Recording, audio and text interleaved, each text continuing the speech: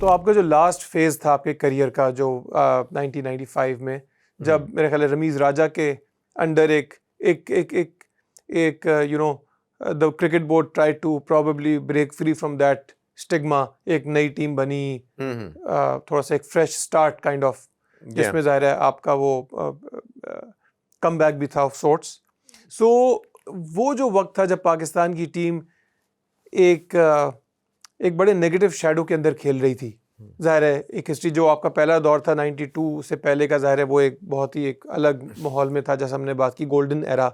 और फिर ये 95 का जो दौर था जब जाहिर है टीम के अराउंड एक मुस्तकिल जो है वो क्लाउड्स थे। सो आपका जो एक फीलिंग थी, एक जो इमोशंस थे, कुछ डिफरेंट थे उस मौके पे, क्योंकि आप लोग श्रीलंका से फिर सीरीज भी मुझे याद है पहली दफ़ा हार गए थे पाकिस्तान में ही। सो कितना बड़ा शिफ्ट था आपके माइंडसेट में फ्रॉम दैट टाइम जब आप स्कोर कर रहे थे 89 90 वगैरह में, और फिर 95 में जब जाहिर है एक टोटली अलग डाउट्स के अंदर मुस्तकिल टीम को देखा जा रहा था।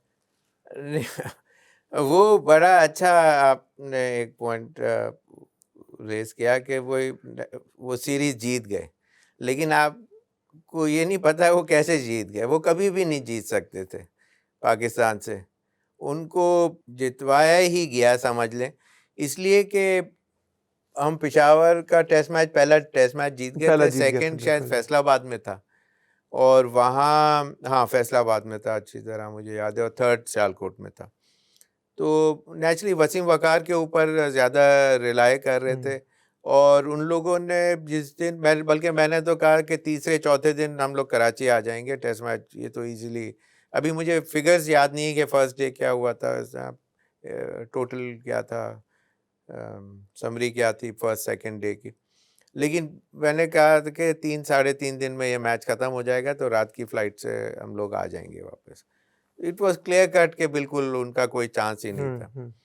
लेकिन सेकंड डे की शायद सुबह शायद ऐसा हुआ कि वो एक टीम मीटिंग हुई, मुश्ताक मोहम्मद उसके कैप्टन वो थे, कोच थे, और माजिद खान साहब वो थे मैनेजर थे, और रमीज़ कैप्टन थे। तो अगर वो पाकिस्तान सीरीज वो सेकंड मैच भी जीत जाता तो सीरीज पाकिस्तान जीत जाता, और रमीज़ एज कैप्टन जो है वो सक्सेसफुल हो जाता, और फिर he would have carried on. तो वो मैं समझता हूँ कि रमीज़ के साथ बड़ा सेटबैक हुआ कि उसको वो मौका नहीं मिल सका। और वो सेकंड डे जब वो जो मीटिंग हुई उसके अंदर जब ट्रेनिंग पहले मीटिंग हुई, वरना हमेशा पहले ट्रेनिंग के लिए हम जाते हैं ग्राउंड के अंदर, और फिर मीटिंग होती है, और फिर चाहे बैटिंग हो या फील्डिंग। उस दिन पहले मीटिंग हुई, और फिर उसके बाद सब लोग अंदर ट्रेनिंग के लिए गए। ट्रेनिंग के बाद जब आए तो वो वसीम और वकार दोनों ने कहा कि जी हम अनफिट हो गए। हमारे एक ने, किसी ने टांग पकड़ी, किसी ने कमर पकड़ी, आउट ऑफ द ब्लू ये चीज़ सामने आई। बॉलिंग उन्होंने की नहीं, हमारे पास शायद एक पता नहीं अताउर रहमान उसमें खेल मुझे रहा था। आकिब जावेद ने 5 विकेट ली थी फिर उस इनिंग में। अच्छा, आकिब शायद होंगे, तो एक ही फास्ट बॉलर होंगे। बॉलर वो स्ट्रेंथ हमारी जो मेन जो स्ट्रेंथ थी वसीम वकार की, of course they were very very lethal Duo. नहीं मुझे याद है क्योंकि वो आकिब जावेद ने कोई यानी कि वो आई थिंक 5-6 साल बाद वो पहले बॉलर बने जिन्होंने वसीम या वकार के अलावा 5 विकेट ली किसी इनिंग में।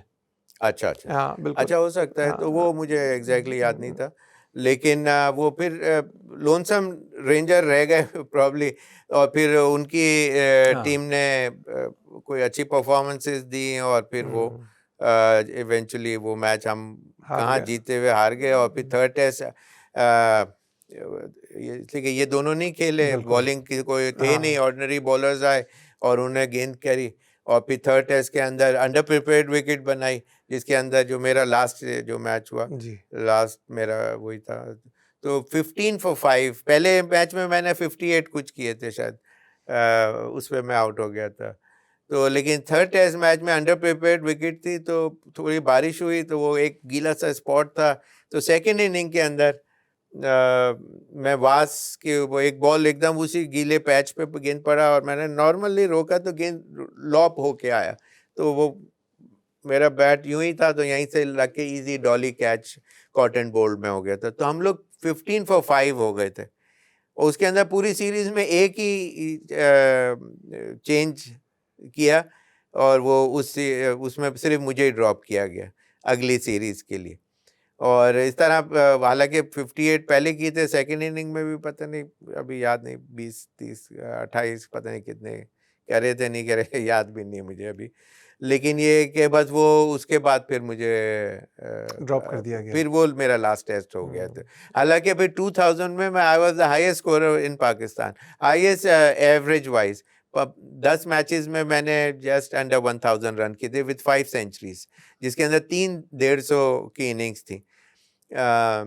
और उसमें मुझे चांस मिल सकता था, लेकिन ये कि वो फिर किसी और को उन्होंने मौका दिया वहाँ। फिर वो काफ़ी 95 की बात है ना, तो जी, जी। 92 का मैंने आपको जिक्र कर चुका हूँ बिल्कुल। कि उसके बाद पाकिस्तान कुछ मैचेस जीतना चाहता था, कुछ दूसरों की परफॉर्मेंसेस के ऊपर छोड़ देता था। तो इस तरह फिर वो मौका मिल गया उनको हटाने के लिए।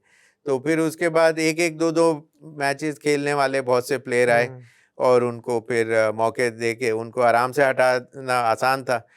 तो मेरे लिए ये कि लेकिन whatever I played, I am very content with it. God had been very very kind.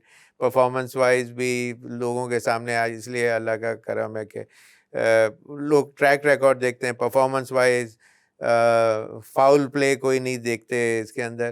तो आप उससे ज़्यादा क्या, और कहीं भी जाओ तो अल्लाह का करम है कि they appreciate whatever I had done for Pakistan and internationally as well, and for the family at the same time.